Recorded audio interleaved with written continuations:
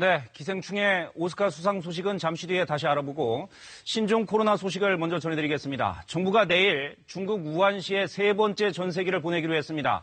우한 교민은 물론 이들의 중국인 가족도 함께 탑승할 예정입니다. 중앙사고수습본부를 연결합니다. 자, 이수민 기자, 아직도 우한에 남아있는 교민들을 데려오기 위해서 그 계획이 발표가 됐는데 그 내용부터 좀 전해주시죠.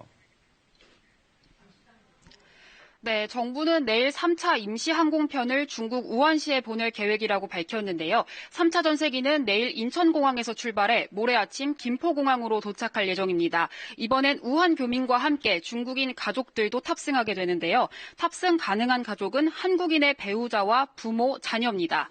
정부는 현재 중국 정부와 최종 협의를 진행 중입니다. 전세기를 통해 귀국한 사람들은 경기도 이천의 합동군사대학교 국방어학원 임시생활시설에 입소하게 됩니다. 정부는 수용 인원과 의료기관 접근성 등을 고려해 선정했다며 지역 주민의 우려를 줄일 수 있도록 입소시설과 인근 지역에 대해 소독과 방역도 철저히 하겠다고 설명했습니다. 또 중국을 출국하기 전과 기내 그리고 입국 후와 시설 입소 전 등 모두 4차례에 걸쳐 검역을 진행해 증상이 없는 교민들만 시설에 입소하게 된다고 덧붙였습니다. 네, 오늘은 추가로 나온 확진자는 없는 거죠?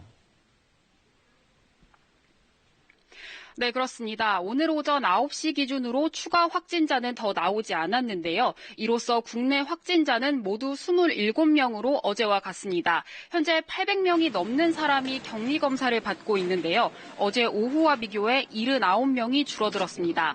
오늘까지 1,940명은 검사 결과 음성 판정을 받아 격리 해제됐습니다.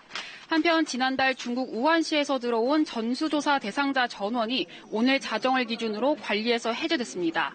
이는 전수조사 대상자 가운데 가장 마지막 입국자가 들어온 26일을 기준으로 잠복기인 14일이 지난 데 따른 조치입니다. 한편 중국 정부가 중국 산둥성에 체류 중인 우리 국민 일가족 3명이 감염증 확진 판정을 받았다고 우리 정부에 통보했습니다. 이 3명은 앞서 지난달 31일에 확진 판정을 받은 중국인 여성의 가족으로 현재까지 3명의 상태는 안정적이며 중국 내 우리 국민 중 확진 판정을 받은 최초의 사례입니다. 지금까지 중앙사고수습본부에서 KBS 뉴스 이수민입니다.